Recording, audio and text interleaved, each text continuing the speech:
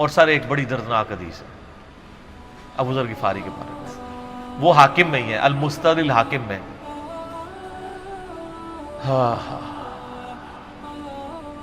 غزوہ تبوک آپ کو پتا ہے ایک ایسا غزوہ تھا جس میں جو شرکت نہیں کرے گا وہ منافق ڈکلیئر ہوگا، قرآن میں فتویٰ آ گیا تھا۔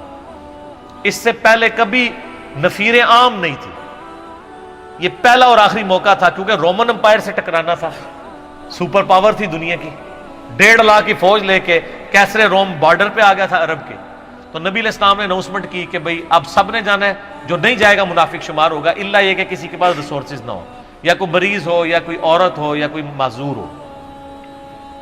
منافقین آگے بہانے کر رہے تھے، کچھ سادہ لوگ مسلمان بھی اس کا حصہ بن گئے۔ بخاری مسلم میں 3 اصحاب کی توبہ کا واقعہ بھی موجود ہے، وہی میری ویڈیو ریکارڈڈ ہے۔ تو کعب بن مالک کی رضی اللہ تعالیٰ عنہ علیہ السلام، تو کچھ لوگ جو ہے وہ یعنی اپنے ان معاملات کی وجہ سے کچھ پیچھے بھی رہ گئے۔ تو المستدرک الحاکم میں آتا ہے کہ صحابہ کرام کہتے ہیں کہ ہم نبی علیہ السلام کے ساتھ سفر پہ نکلے نا جب، تو نبی علیہ السلام کو آ کے کوئی بتاتا تھا، کہتا تھا یا رسول اللہ وہ جو فلاں بندہ تھا نا وہ بھی کوئی نہیں آیا، پیچھے رہ گیا۔ تو آپ علیہ السلام پرواہ نہیں کرتے تھے۔ پھر بتایا گیا یا رسول اللہ وہ بھی کوئی نہیں، یعنی جڑے نعرے مارتے سن اچے اچے، جدو ایتھے کسی دسایا جائے گا سر وہ تہاڈا پکا جڑا یار ہے بیلی وہ بھی کوئی نہیں جائے، تو حضور علیہ السلام کو لوگ نا فیڈ بیک دیتے یا رسول اللہ وہ بھی غائب ہے، وہ بھی نہیں آیا۔ اب 30,000 کے لشکر میں آپ نے کوئی ریکارڈ تو نہیں رکھا تھا، رجسٹر تھا، لیکن کدھر 30,000 بندوں میں کدھر کوئی رکھ سکتا ہے صاحب اس طرح، یا رسول اللہ وہ بھی رہ گیا، وہ بھی۔ تو حضور علیہ السلام کہتے ٹھیک، آپ فرماتے تھے اللہ چاہے گا تو آ جائے گا، نہیں آئے گا تو نہیں آئے۔ تو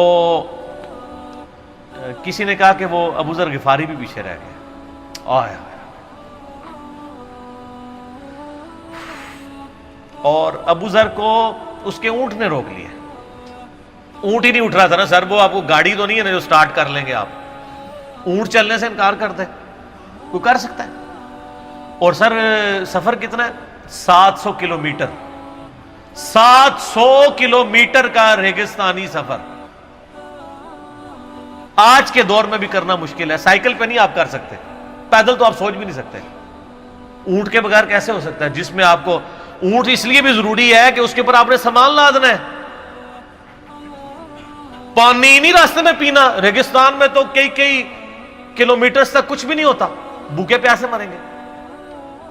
پھر آپ قافلے سے بھی جدا ہیں۔ تو ابو ذر غفاری کوشش کرتے رہے کس طریقے اونٹ، اسی دوران قافلہ نکل گیا آگے، تو وہ اونٹ اٹھا ہی نہیں ہے، تو حضرت ابو ذر غفاری نے اپنا سامان اپنی پیٹھ پہ لاد لیا، پیدل چل پڑے ریگستانی سفر میں۔ حاکم کی روایت ہے کہ ہم نے دیکھا دور سے ایک اکیلا شخص آ گیا جس کی پیٹھ کے اوپر بورا لدا ہوا ہے۔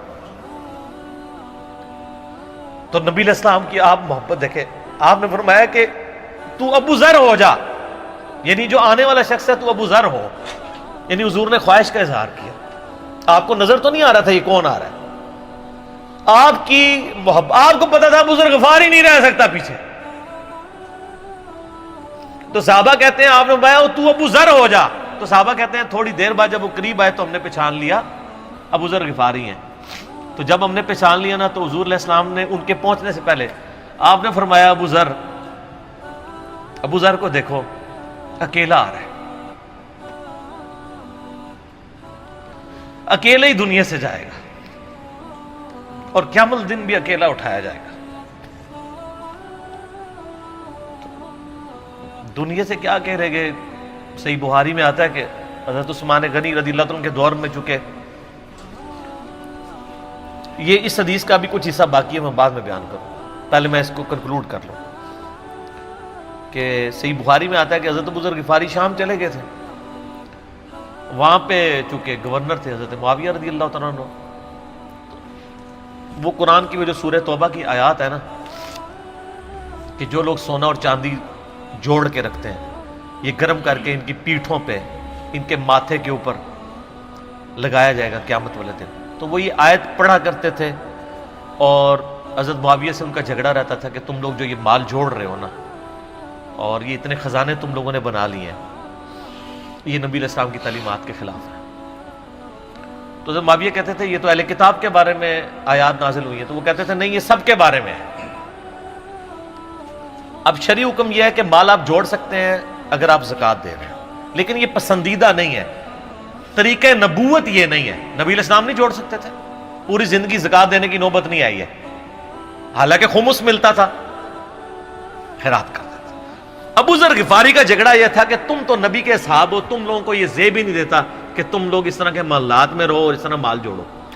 تو اب چونکہ سینئر صحابی تھے، ان کو ہاتھ ڈالنا بھی آسان نہیں تھا، پھر نبی علیہ السلام نے فرمایا ہو کہ اس سے زیادہ سچا انسان ہی کوئی نہیں، تو حضرت معاویہ نے خط لکھا حضرت عثمان کو کہ جی اس بندے سے میری جان چھڑائے نا، اس کو آپ واپس بلائیں۔ حضرت معاویہ نے جب خط لکھا تو حضرت عثمان نے ان کو کہا تم مدینہ شریف واپس آ جاؤ۔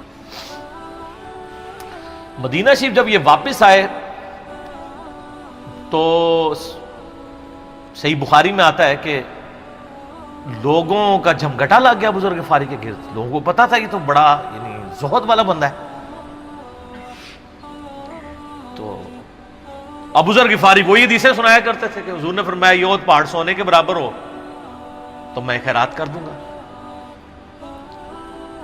جبکہ باقی صاحب کہتے تھے کہ مال جوڑنا جائز ہے اگر زکوٰۃ کوئی دیتا رہے۔ وہ یہ کہتے تھے کہ یار یہ تم لوگوں کو تو زیب نہیں نہ دیتا، یار تم لوگ تو یہ باتیں نہ کرو، تم لوگ نبی کی صحبت یافتہ ہو، تم لوگوں کو تو زہد ہونی چاہیے تم لوگوں کی زندگی میں۔ اب لوگوں کا ہجوم ان کے گرد لگ گیا، اور پھر حضرت عثمان نے ان کو خلیفہ وقت بلایا اور کہا کہ یار تو خود ہی مدینہ شریف چھوڑ کے یہاں سے چلا جا، تیری وجہ سے فتنہ کھڑا ہوا ہے۔ تو حضرت عثمان نے کہا میں نے تو نبی علیہ السلام سے سنا تھا کہ حکمرانوں کی اطاعت کرنا، صبر کر لینا۔ تو ایک زبدہ نامی کا ایک گاؤں تھا مدینہ شریف کے پاس، شہر سے ہٹ کے، تو وہ پھر وہاں پہ ہجرت کر گئے۔ آپ دیکھیں ریونج کیسا تھا، لوگ کتنے ڈرے ہوئے تھے کہ ابو ذر اپنی بوڑھا شخص 80-90 سال کا بابا اپنی ایک بڑھیا بیوی کو لے کے اس عمر میں شہر بدر ہو رہا ہے اکیلا۔ آج نہیں آپ سوچ سکتے کسی جگہ آپ اکیلے جا کے پڑاؤ کریں، کسی بیابان کے اندر، ریگستان کے اندر۔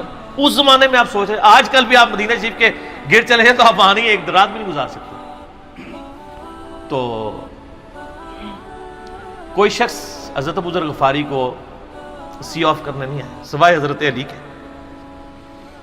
اور وہ بھی مدینے کی باؤنڈری تک آئے۔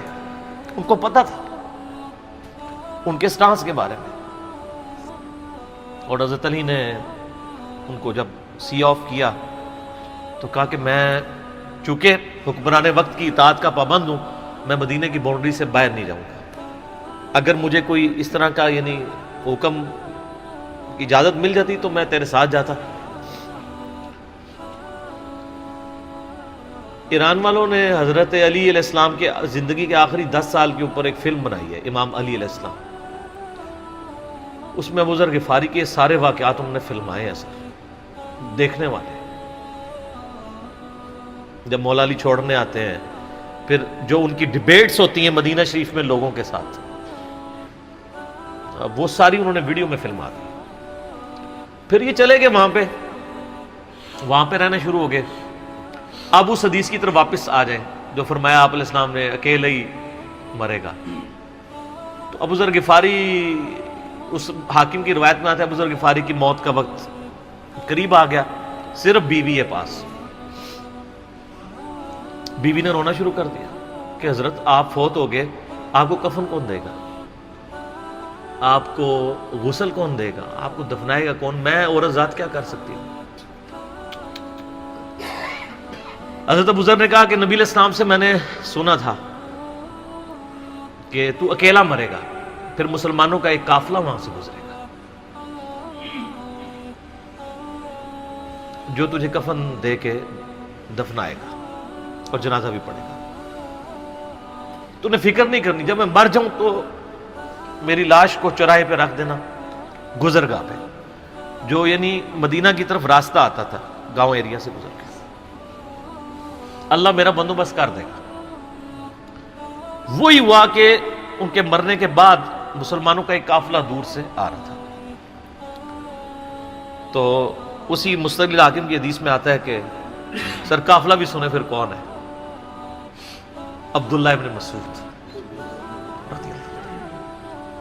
ابو ذر غفاری بھی زہد کے امام، ابن مسعود بھی زہد کے امام، ابو درداء بھی زہد کے امام.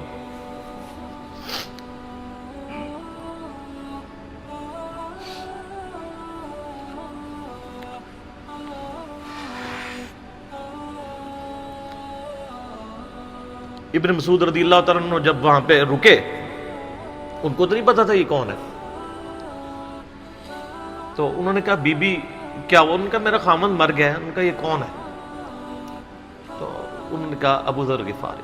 عبداللہ ابن مسعود کی چیخ نکل گئی، چیخ ماری انہوں نے. ان کا واہ. اللہ کے نبی نے فرمایا تھا کہ ابو ذر اکیلا آ رہا ہے تبوک کے موقع پہ، دنیا سے بھی اکیلا جائے گا، اور قیامت الدن بھی اکیلا اٹھایا جائے گا. یعنی اب اسی سرزمین سے ہی اس نے اٹھنا ہے نا، ہر بندے نے اپنی قبر سے اٹھنا ہے. یعنی وہ مسلمانوں کے قبرستان میں بھی دفن نہیں. ایک یہ جو مزار کی رٹ لگائے پھرتے ہیں، میں ان سے پوچھتا ہوں تمہارے بابوں کی کیا اوقات ہے؟ ابو ذر غفاری کا مزار دکھاؤ کدھر ہے. جو اس روئے ارض پہ نیلی چھتری کے نیچے سچا ترین انسان جس کو اللہ کے نبی کہہ رہے ہیں، اس کا کوئی مزار نہیں ہے. غریب المتنی میں مرا ہے، اس کی قبر بھی ایسی جگہ ہے جہاں مسلمانوں کے پاس قبریں بھی کوئی نہیں ہے. ایک ریگستان میں اکیلی قبر ہے، اس قبر کا بھی کسی کو نہیں پتا، اس پہ کوئی مزار بھی نہیں ہے، اور قیامت الدین بھی اکیلا اٹھایا جائے گا. یعنی قیامت تک وہاں پہ کوئی قبرستان بھی نہیں بنے گا. ظاہر نبی علیہ السلام کی یہ بھی خبر ہے. تو کیا وہ ناکام ہو گیا اگر مزارات ہی دلیل ہے کامیابی کی؟ تو عبداللہ ابن مسعود رضی اللہ تعالیٰ نے ان کو غسل دیا، کفن دیا اور دفنا دیا. یہ پوری ڈیٹیلز آپ کو المستدل حاکم میں مل جائیں گی. تو ابو ذر غفاری ان چند شخصیات میں سے ہیں جن میں پوری امت کا اتفاق ہے ان کی نیکوکاری کے اوپر. شیعہ بھی ان کو بہت رسپیکٹ دیتے ہیں، اہل سنت بھی دیتے ہیں، صوفیاء کے ہاں بھی ان کو امام مانا جاتا ہے زہد کی وجہ سے. آپ تصوف کی جتنی کتابیں پڑھیں، چاہے امام غزالی کی ہوں، رسالہ قشیریہ پڑھیں، اور لوگوں کو بھی پڑھنا شروع کریں، تو ابو ذر غفاری آپ کو زہد کے امام کے طور پہ ملیں گے کہ ان کی زندگی میں یعنی یہ زہد تھا کہ انہوں نے کس طرح کی زندگی گزاری ہے.